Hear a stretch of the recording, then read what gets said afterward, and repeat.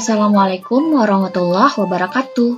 Bertemu lagi dalam pembelajaran IPA di kelas 9. Pada video pembelajaran kali ini, kita akan membahas tentang sistem perkembangbiakan pada tumbuhan. Nah, yang sama-sama kita ketahui bahwa berkembang biak merupakan salah satu cara makhluk hidup untuk mempertahankan keberadaan jenisnya. Baik itu pada tumbuhan dan hewan, berkembang biak dapat dilakukan secara seksual dan aseksual. Nah, itu sudah sama-sama kita ketahui kan? Pada tumbuhan itu juga dapat dibedakan menjadi yang pertama itu Angiospermae, yang kedua itu Gymnospermae, yang ketiga adalah Bryophyta atau tumbuhan lumut, yang keempat ada Pteridophyta, yaitu disebut juga dengan tumbuhan paku. Nah, ini nanti akan kita bahas satu persatu. Untuk yang pertama, kita membahas dulu tentang perkembangbiakan pada tumbuhan Angiospermae. Angiospermae merupakan tumbuhan yang bakal bijinya tertutup oleh bakal buah. Tumbuhan Angiospermae juga dapat melakukan perkembangbiakan secara aseksual atau vegetatif dan generatif atau seksual. Yang pertama kita bahas dulu perkembangbiakan secara vegetatif. Perkembangbiakan secara vegetatif merupakan cara berkembang biak yang terjadi tanpa melalui peleburan gamet jantan dan gamet betina. Terbentuknya individu baru pada perkembangbiakan vegetatif berasal dari bagian tubuh vegetatif tumbuhan, misalnya pada batang dan daun. Perkembangbiakan vegetatif itu juga dapat terjadi secara alami dan buatan. Nah, di mana perkembangbiakan secara vegetatif alami, tumbuhan itu dapat berkembang biak menggunakan bagian tubuhnya tanpa campur tangan manusia. Sedangkan vegetatif secara buatan adalah perkembangbiakan tumbuhan secara vegetatif yang dilakukan atau dibantu oleh manusia. Perkembangbiakan vegetatif alami itu terdiri dari yang pertama ada stolon, kemudian rizoma, umbi lapis, umbi batang, tunas, serta tunas adventif. Nah, berikut penjelasannya. Yang pertama, kita bahas dulu tentang rizoma. Rizoma merupakan batang yang tumbuh menjalar secara horizontal di dalam tanah menyerupai akar. Rizoma ini juga disebut dengan rimpang atau akar tinggal, di mana contoh tumbuhannya sama-sama dapat kita amati pada tumbuhan yang berada di sekitar rumah kita. Yang pertama itu seperti tumbuhan kunyit.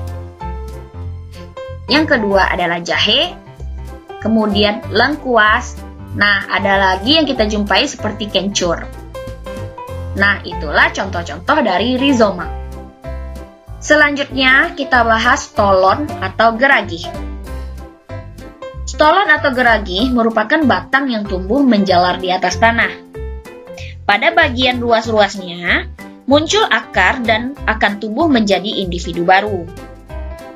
Tumbuhan yang bereproduksi secara stolon itu seperti tumbuhan pegagan, serta stroberi. Yang ketiga itu ada umbi lapis. Umbi lapis merupakan batang yang berukuran pendek di dalam tanah yang dikelilingi oleh berlapis-lapis daun tebal. Umbi lapis memiliki bagian pangkal yang agak keras yang disebut juga dengan cakram. Tepat di bagian bawah cakram nanti akan tumbuh akar serabut. Pada permukaan atasnya tumbuh daun yang berlapis-lapis atau disebut juga dengan bulbus. Nah, contoh tumbuhannya itu seperti bawang merah, bunga lili, serta bunga tulip. Nah, tentu seperti bawang merah itu dapat kita temui pada dapur kita sendiri. Nah, contoh lainnya seperti bawang bombay. Selanjutnya kita bahas umbi batang.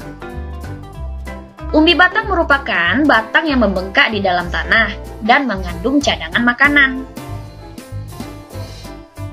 Pada bagian umbi terdapat calon tunas yang dapat tumbuh menjadi individu baru. Contoh tumbuhan yang bereproduksi dengan umbi batang adalah seperti kentang dan ubi jalar.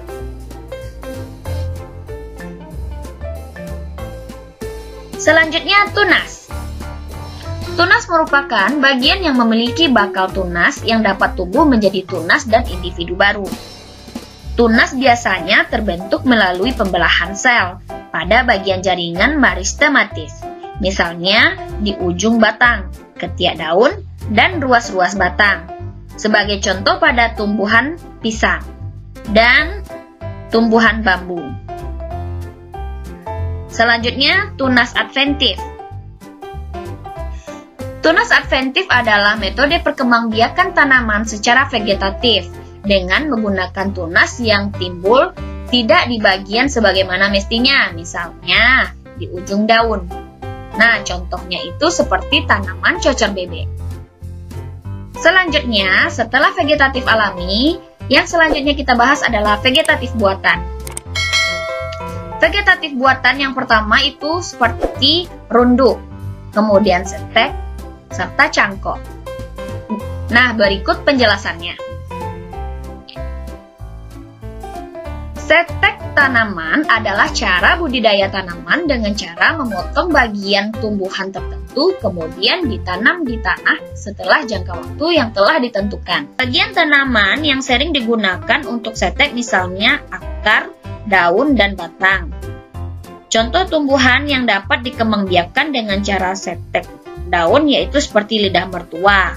Daun tanaman lidah mertua yang dipotong apabila ditancapkan pada tanah yang subur dapat membentuk akar dan memunculkan tunas baru. Selanjutnya adalah mencangkok. Cangkok dilakukan dengan cara membuat perakaran baru di atas permukaan tanah pada batang tanaman. Kulit batang dikelupas lalu dibalut dengan tanah dan dibungkus dengan sabut kelapa atau plastik, sehingga akar dapat tumbuh. Nanti bagian cabang yang telah tumbuh perakarannya dapat dipotong dan ditanam sehingga tumbuh menjadi individu baru. Nah, berikut kita bisa melihat bagaimana cara dan proses mencangkok. Cara yang pertama itu pilihlah dahan yang bergaris tengah dengan ukuran kurang lebih 2-5 cm. Kemudian, kupaslah kulit luarnya kira-kira 10 cm di atas pangkal. Panjang kupasan kira-kira 10 cm. Selanjutnya, bersihkan kambiumnya dengan jalan mengorek bagian lendir yang ada di permukaan kayu, hingga bagian kayu tidak licin lagi.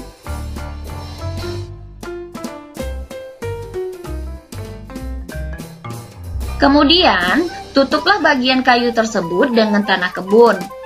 Kemudian selubungi dengan sabut kelapa atau ijuk. Selain tanah, dapat juga digunakan tumbuhan lumut yang telah dikeringkan dan direndam dengan air. Serta kemudian basahilah tanah dan selubung itu setiap hari, agar tetap lembab dan basah. Agar tidak terjadi penguapan, tutuplah bagian luar selubung dengan plastik. Jagalah agar air tidak tergenang, sehingga menyebabkan tumbuhan membusuk. Cangkok ini dapat dilakukan pada tanaman dikotiledon yang berkayu seperti mangga, rambutan, jambu, dan jeruk. Nah, cangkok akan menghasilkan tanaman yang memiliki sifat seperti induknya dan cepat berbuah. Namun, perakaran tanaman ini kurang kuat karena berupa akar serabut. Cara yang selanjutnya itu adalah merunduk. Runduk dilakukan dengan membengkokkan atau membenamkan bagian batang atau cabang suatu tumbuhan ke dalam tanah. Akar akan terbentuk pada bagian batang yang ditimbun tanah. Setelah tumbuh akar, bagian tersebut dapat dipotong dan dipindahkan sehingga tumbuh menjadi individu baru. Nah, berikut cara-cara merunduk. Yang pertama itu rundukkan cabang tumbuhan. Kemudian, tanam cabang tumbuhan tersebut dengan tanah. Yang ketiga, potong tangkai tumbuhan yang dirundukkan setelah tumbuh akar. Kemudian, tanam hasil rundukan tersebut. Runduk dapat dilakukan pada tanaman yang memiliki cabang batang panjang dan lentur. Misalnya tumbuhan alamanda, stroberi, dan melati. Nah, itulah berbagai cara perkembangbiakan vegetatif pada tumbuhan, baik secara alami maupun secara buatan. Semoga kamu dapat memahaminya ya. Untuk perkembangbiakan secara generatif akan kita bahas pada video selanjutnya. Terima kasih sudah menonton. Jangan lupa di like, subscribe, dan share ke teman-teman yang lain. Assalamualaikum warahmatullahi wabarakatuh.